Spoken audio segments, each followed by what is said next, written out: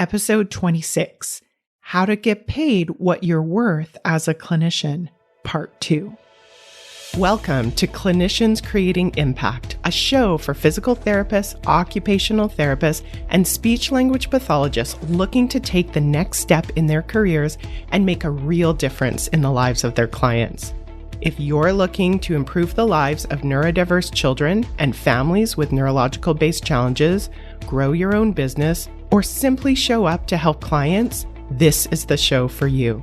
I'm Heather Branscombe, therapist, certified coach, clinical director, and owner of Abilities Neurological Rehabilitation. I have over 25 years experience in both the public and private sectors, and I'm here to help you become the therapist you want to be, supporting people to work towards their dreams and live their best lives. You ready to dive in? Let's go. Hello there, friend. Nice to be with you again here today. Again, this week, it's a new week. I'm really excited about the second part of this podcast. And I feel even more excited about it because I'm literally in this amazing hiring season for us. Again, I'm talking to so many new grads. I'm actually hiring a few new grads. We're in the final interview processes, the compensation conversations, and it is so much fun. And I hope I'm creating a really fun experience for those clinicians. But either way, I know I'm creating an amazing experience for myself as well. So I'm really excited to dive a little more into this today. So again, I love working with new grads. I love working with all clinicians, whether you're a new grad or not. So if you are somebody who is looking to work with children and adults with neurodiversities or neurological-based challenges, and you are interested in working in the Fraser Valley area, which I happen to live and work in, let me woo you. I'd love to have a conversation about that. If you're interested, please send me a DM on Instagram, which is heatherbranscombe.coaching, or you can look us up on our website, which is abilitiesrehabilitation.com. You can get my contact information to send me an email there, and let's have a casual, confidential conversation. And with that, let's talk more about compensation. So if you heard the podcast last week, maybe you're just coming out of that podcast, maybe you've been waiting for a week. Last week, I talked about the challenges that we have when we think about getting paid what we're worth as a clinician.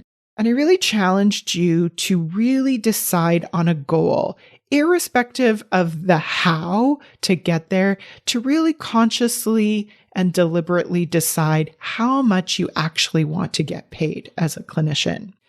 So next, here we are today. I want to talk to you about some actual tactics and strategies to help you to feel amazing about your compensation and to help you to get what you actually want.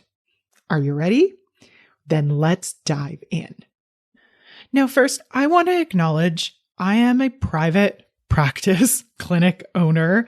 I understand that I'm going to have some bias around that. And I just want to say, I think that there are some concepts that no matter whether you work in a private practice, you work for a private practice, you own a private practice, or you work in a public practice, I think that these strategies and these tactics can apply to you, and you get to decide how you can make them apply to your unique situation.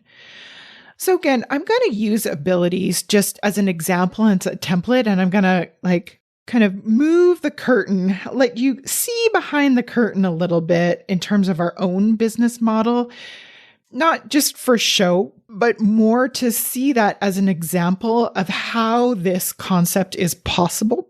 And if it's possible at Abilities, I guarantee you it is possible everywhere else.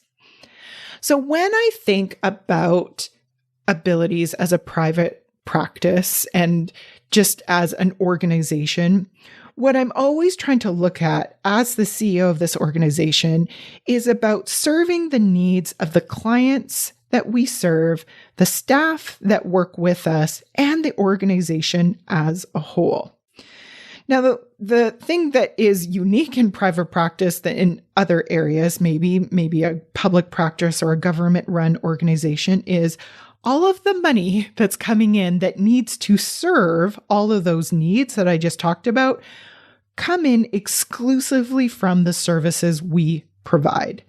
And so because we know there are no other funding sources, this is the source of our funding, we need to have a model of how we're going to use that funding to best serve the needs of all the people that are required to run an amazing organization, which again includes staff, clients, and the organization itself. So that's when people talk about business models. I think some of us that you may have never been in an MBA class or talked to, or have been even interested in models, but really a business model is really just deciding in advance what we will allocate our resources to in each kind of distinct areas or buckets of allocation of using that. It's kind of like when you get your salary, you decide how much is going to be allocated to rent. You might decide how much is allocated to food, how much you want to allocate to clothing or something else. Or maybe you don't decide in advance, but you notice when people have some kind of understanding, maybe a more detailed understanding or a less detailed understanding, how that affects how the money is actually spent. As a side note, if this is maybe bringing up some thoughts and feelings of maybe why you feel broke as a clinician, I'd invite you, episode 16, which talks about 3 ways why you might feel broke as a clinician, really can help you to understand on that kind of individual level when we choose not to decide in advance what the potential problems are in terms of deciding what and how we want to spend our money. So most organizations, at least when they've reached a certain size, have already decided in advance. We do budgeting as part of normal business operations. And really what that budgeting is just deciding in advance what and how you want to spend your money on. So what I notice in compensation meetings is that there's usually a couple of different thought process that come when people are coming and talking to me about their compensation.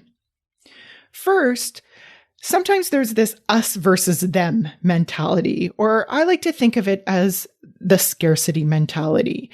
And that's the kind of mentality that means if you get more, I get less. So they're saying, hey, I understand that there's a certain amount of revenue that's coming in, but I'm really looking to get the most amount per hour. And if I don't get the most amount per hour in my pocket, then I'm getting less and you're getting more. Now, I get that. That is how I worked for a lot of my career before I was as well. And it does make sense. But if we look at this from a slightly different perspective, instead of this kind of win-lose mentality of like, I need to, as an employer, how am I going to nickel and dime you and get you as cheap as possible? Or if I'm an employee or somebody who's looking to get compensated for my services, trying to think about this magical, I always like the TikToks, the magical TikTok thing that I can say that can unlock another $10,000 in compensation. That's that win-lose mentality. There is another way of thinking about it, and that's the win-win mentality. The win-win mentality basically asks the question, how can we all win here? So how can we all win when it comes to compensation? I love answering that question. And I just want to say there is no one right way to answer that question, because what is a win for one kind of clinician isn't the same as another part of the clinician. Winning to people or individual, it's based on what you value, how much vacation you value, how much education amount you value, how much of the dollars in your pocket, pre or post tax value that you have. All of these things are really important. So for us as abilities, again, I mentioned we do have a business model and we have decided to allocate a certain amount of the percentage of revenue that comes in to pay. And so again, for us at Abilities, we don't just pay clinicians, we also have an amazing administrative and support team that we are paying as well. And so we've decided in advance how much we want to allocate to this pay. When we are thinking about allocating pay to our clinicians, we allocate a certain amount of pay that's different to an employee versus a contractor.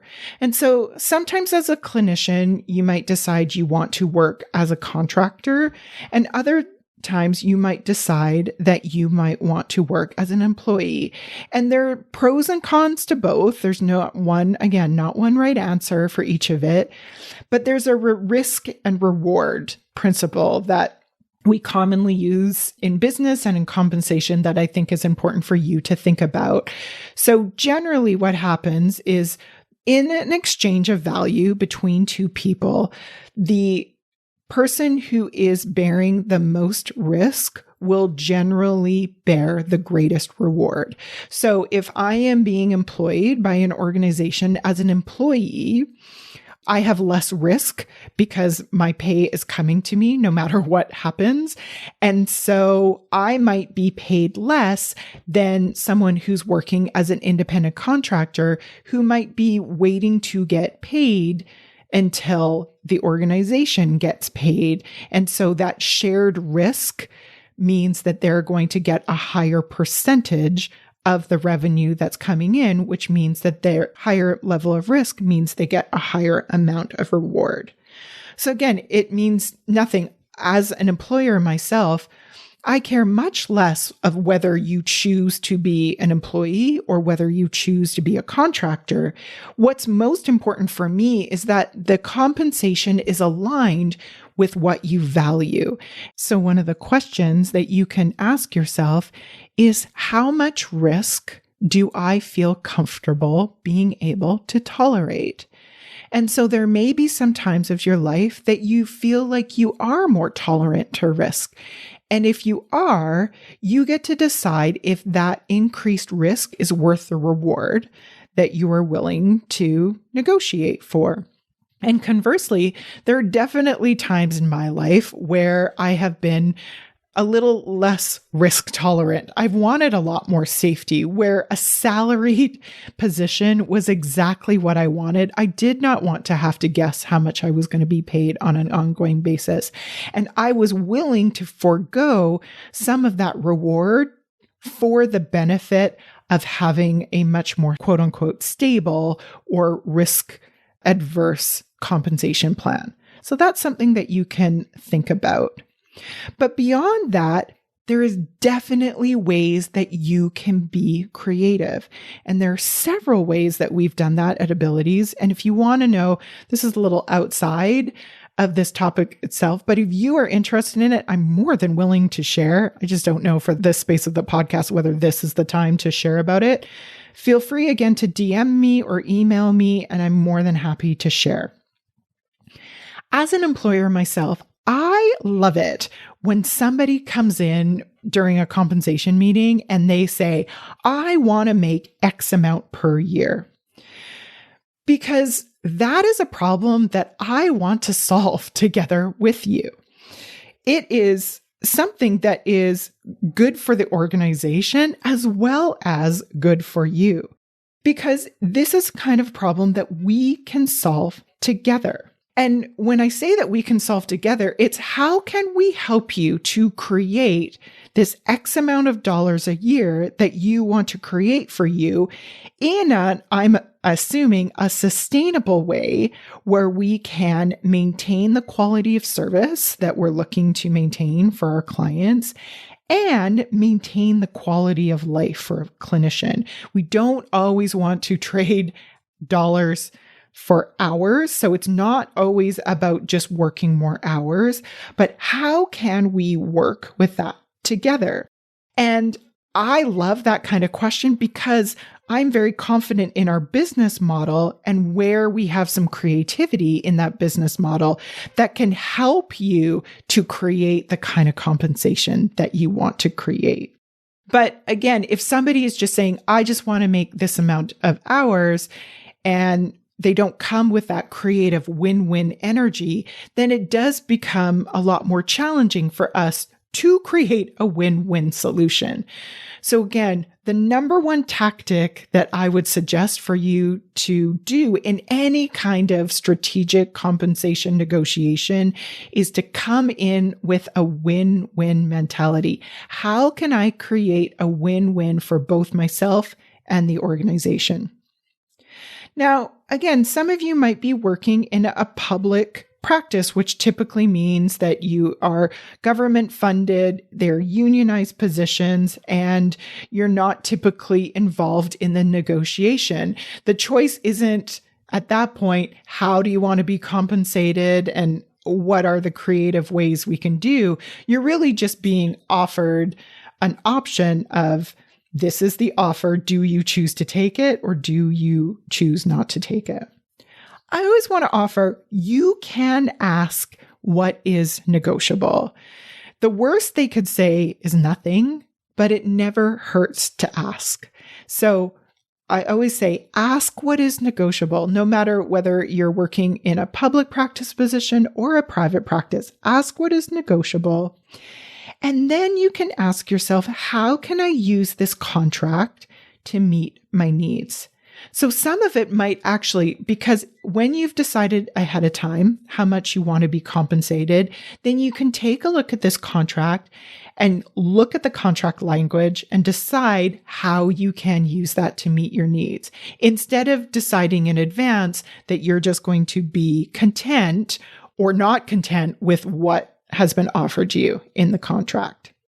And if there's any shortfall, be it a shortfall in an education amount, in the overall compensation, in the vacation, you can think about, how can I solve for this shortfall? Now, you can solve for that shortfall using some of the money that you're being offered in that current contract.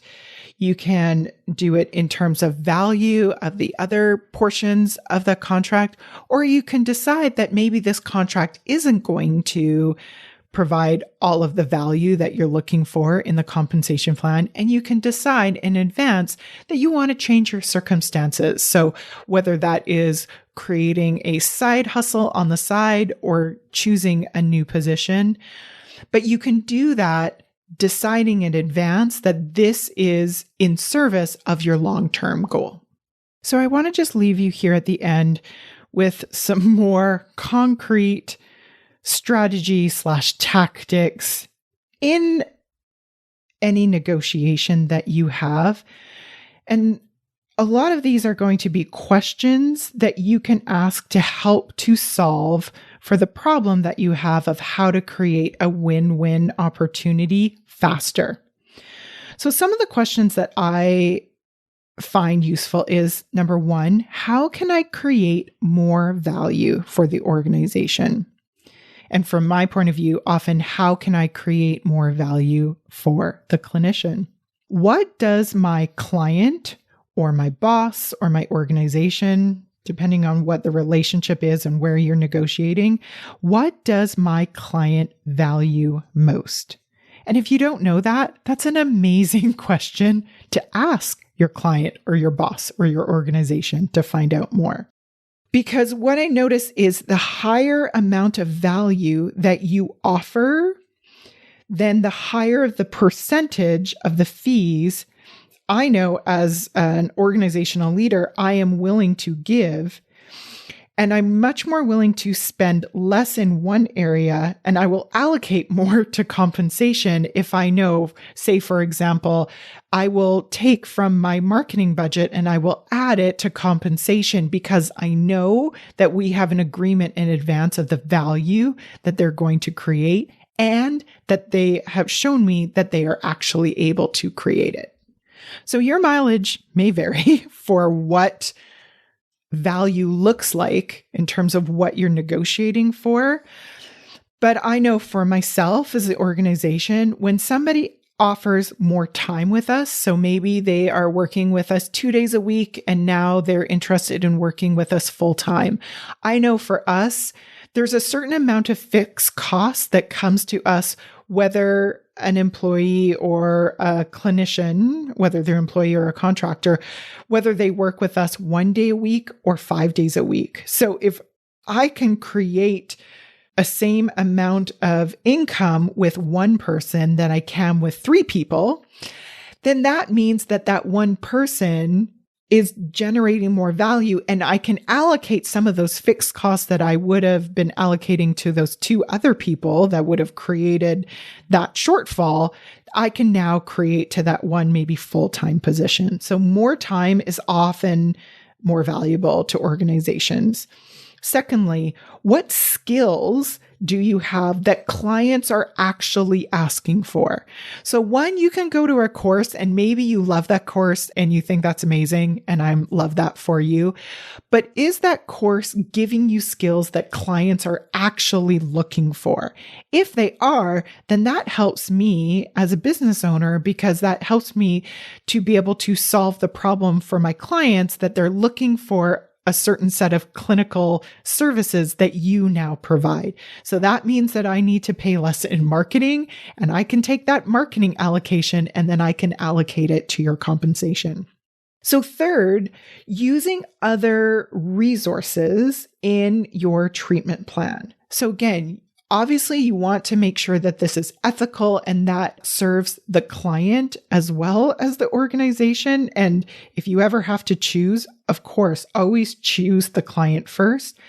But if you are using clinical assistants in your treatment plan or other providers in your treatment plan, again, ethically, or groups, for example, all of that in an ethical way, it means that there is, again, less of a load for the clinic to be able to create that kind of work for the assistants or the other practitioners that are in that group, which again means that the organization can use some of that marketing dollars and allocate that to your compensation.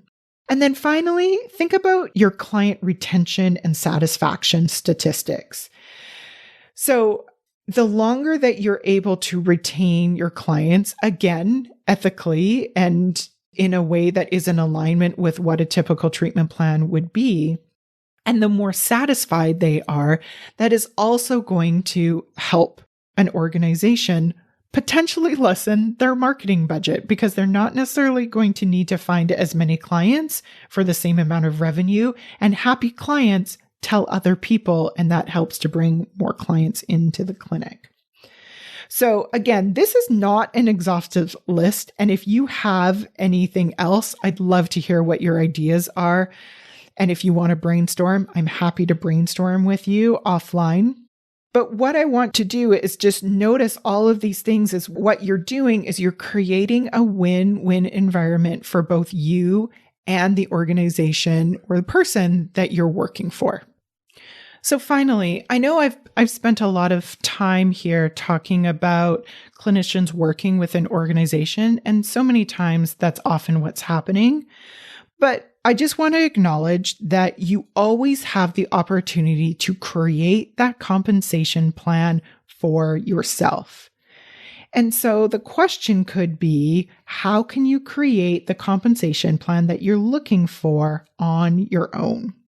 Ultimately, you are the only one responsible for your compensation. You can obviously delegate that out to your organization, to your union members, to other people who are offering you a job offer. And that can be easy because then it's easy to blame those people for your compensation instead of taking full and complete responsibility for yourself. But what if you took full and complete responsibility for your own compensation plan? Think about some of these questions that you could answer. And as you answer them and as you learn from the failures and the successes in trying to figure out the answers to these questions for yourself, think about the catalyst, that the impact that that will have both for yourself and for your clients. I hope that that can be inspirational for you. Good luck on your compensation plan, and I cannot wait to see what you create with that. Thank you so much for listening, and I will talk to you next week. Bye for now. If you enjoyed today's show and don't want to worry about missing an episode, you can follow the show wherever you listen to your podcasts. And if you haven't already, I would really appreciate it if you could leave a rating and review to let me know what you think and to help others find Clinicians Creating Impact. It doesn't have to be a 5-star rating, although I sure hope you love the show. I'd really want your honest feedback so I can create an awesome podcast that provides tons of value. To learn more about me and the work that I do, visit my website at www.abilitiesrehabilitation.com/Clinicians Corner to download your free Getting It All Done at Work process and to see what I'm up to. Thanks so much.